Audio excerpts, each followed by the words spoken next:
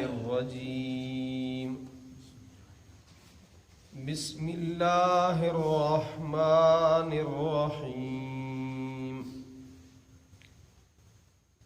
والذين آمنوا بالله ورسله أولئك هم الصديقون والشهداء عند ربهم لهم أجرهم ونورهم والذين كفروا وكذبوا بآياتنا أولئك أصحاب الجحيم والذين آمنوا اور جو لوگ ایمان لائے باللہ اللہ تعالی پر ورسولہ اور اس کے رسولوں پر اولئک هم الصدیقون یہی لوگ راست باز ہیں، یہی لوگ سچے ہیں، یہی لوگ صدیق ہیں۔ والشہداء عند ربہم اور گواہی دینے والے اپنے رب کے نزدیک لہم اجرہم ان کے لیے بدلہ ہے، ونورہم اور ان کا نور ہے۔ والذین کفروا وکذبوا اور جن لوگوں نے انکار کیا، وکذبوا اور جھٹلایا،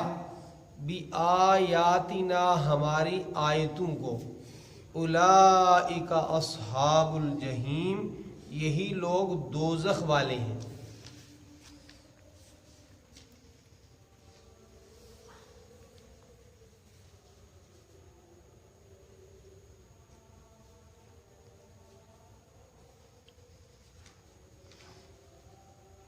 کنجوسی مال کی اس حد تک محبت کہ جو اللہ رسول کی محبت پر غالب ہو، یہ ایمان کے لیے ایسی ہے جیسے گاڑی کے لیے بریک۔ گاڑی چلتے چلتے بریک لگاؤ تو گاڑی ایک دم رک جاتی ہے۔ تو ایمان کے جو ثمرات ہوتے ہیں، ایمان کے جو اثرات ہوتے ہیں، ایمان کے جو منافع اور فوائد ہوتے ہیں،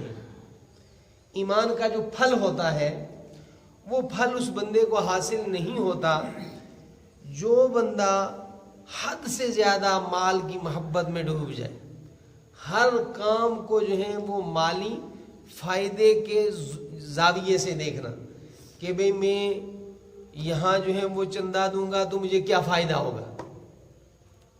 میں اس کے ساتھ اچھا عمل کروں گا، اخلاق سے پیش آؤں گا تو مجھے فائدہ کیا ہوگا۔ تو یہ ایمان کے لیے ایک قسم کی بریک ہے کہ اس کا ایمان بڑھتے بڑھتے رک جاتا ہے، اور جب ایمان رک جاتا ہے تو اسے پالنے پوسنے، اسے بڑھانے کے لیے دیکھو یہ بات یاد رکھیں کہ بعض لوگوں نے اس پر اجماع لکھا ہے فقہا کا اور محدثین کا کہ ایمان اطاعت کے ذریعے، نیک کام آدمی کرتا ہے تو ایمان طاقتور ہوتا ہے، اور معصیت کرتا ہے تو ایمان رک جاتا ہے یا ایمان کمزور ہو جاتا ہے۔ تو جب حد سے زیادہ مال کی محبت انسان میں بڑھ جاتی ہے، برائیاں بڑھ جاتی ہیں، تو اس کی وجہ سے اس کا ایمان جو ہے وہ کمزور ہوتا چلا جاتا ہے۔ اور جب آدمی ایمان کے تقاضوں پر عمل کرتا ہے، صدقہ خیرات کرتا ہے، اللہ رب العالمین کے راستے میں مال دیتا ہے، اور وہ یہ اپنے عمل سے ثابت کرتا ہے کہ میں اپنی خواہشات کے اوپر اللہ تعالیٰ کے حکم کو ترجیح دیتا ہوں، مال میرے لیے نمبر 2 کی چیز ہے، اللہ کا حکم جو ہے وہ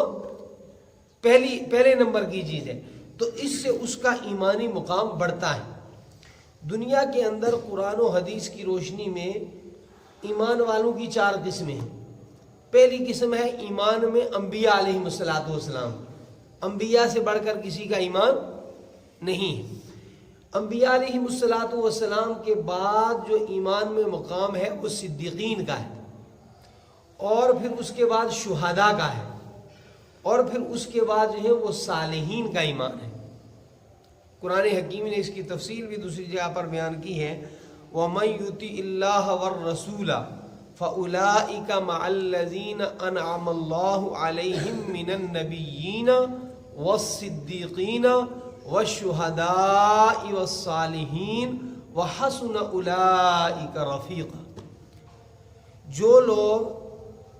اللہ تبارک و تعالیٰ کی اطاعت کریں گے، جو لوگ رسول اکرم صلی اللہ علیہ وسلم کی اطاعت کریں گے، فرمایا وہ قیامت کے دن انبیاء علیہم السلام کے ساتھ ہوں گے، صدیقین کے ساتھ ہوں گے، شہداء کے ساتھ ہوں گے، صالحین کے ساتھ ہوں گے، اور فرمایا کہ یہ بہت اچھے رفیق ہیں، بہت اچھے مددگار ہیں۔ تو یہاں بھی فرمایا کہ والذین آمنوا باللہ ورسلہ، جو لوگ اللہ تعالیٰ پر ایمان لائیں اور اس کے رسول پر ایمان لائیں، اولئک هم الصدیقون، یہی لوگ راست باز ہیں۔ اب صدیق کسے کہتے ہیں؟ تو صدیق کہتے ہیں اس کو کہ جو اللہ رب العالمین کی تمام باتوں پر کمال درجے کا یقین رکھتا ہو، جتنی اللہ تعالیٰ کے احکام ہیں ان احکام پر اس کا کامل مکمل ایمان ہو، یقین ہو اس کو۔ بعض علماء نے اس کو اور کھول کے سمجھانے کے لیے فرمایا کہ جو آدمی یہ کہے کہ ان باتوں پر میں ایمان لاتا ہوں، وہ ان باتوں پر مکمل عمل کر کے دکھائے، گویا قول اور فعل کے درمیان تضاد نہ ہو، اس کو صدیق کہتے ہیں۔ اور بعض مفسرین اس طرف گئے ہیں کہ جو دل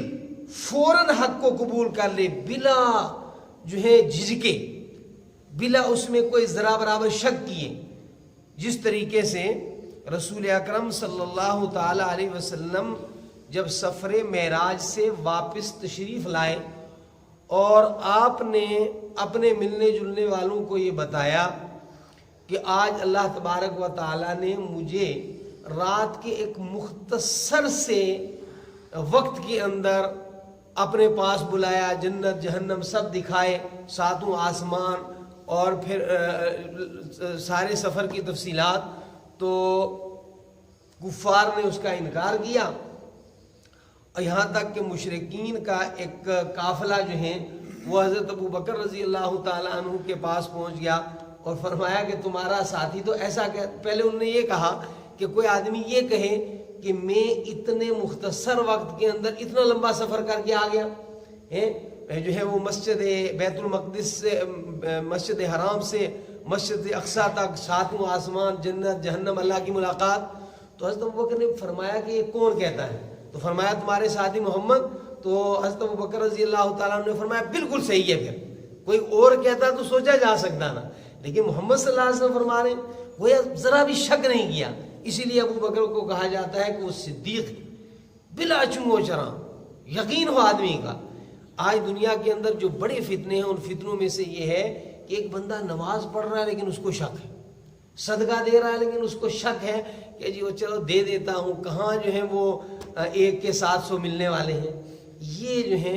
بڑی خطرناک چیز ہے، اور یہ ایمان کو دیمک لگ جاتی ہے جب شک آتا ہے ایمان کے اندر۔ تو اہل ایمان میں انبیاء علیہ السلام کے بعد جو سب سے اونچا مقام ہے وہ ہے صدیقین کا، کہ بلا چو چراں، بلا ذرا برابر شک و شبہ کے بندہ جو اللہ تعالیٰ فرماتے ہیں، جو رسول اکرم صلی اللہ علیہ وسلم فرماتے ہیں، اس پر اس کا ایمان ہو اور پھر مکمل عمل ہو۔ تو فرمایا وہ ایمان والے جو اس طرح ایمان لائیں وہ راست باز ہیں، وہ سچے ہیں، وہ صدیقین ہیں۔ رسول اکرم صلی اللہ علیہ وسلم نے فرمایا ایک آدمی مسلسل سچ بولتا ہے اور مسلسل سچ کی تلاش میں رہتا ہے، یہاں تک کہ اس کو صدیقین میں لکھا جاتا ہے۔ بات بات کے اوپر جو ہے جھوٹ بولنا،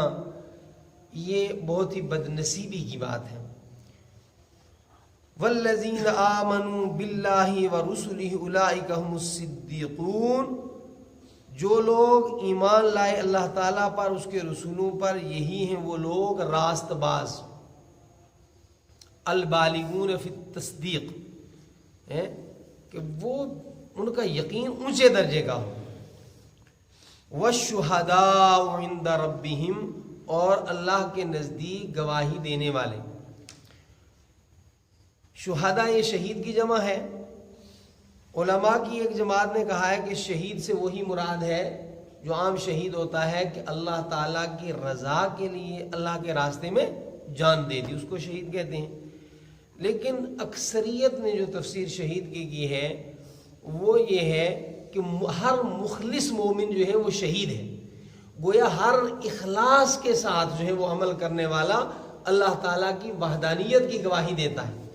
اللہ رب العالمین کے دین کے سچا ہونے کی اپنے عمل سے گواہی دیتا ہے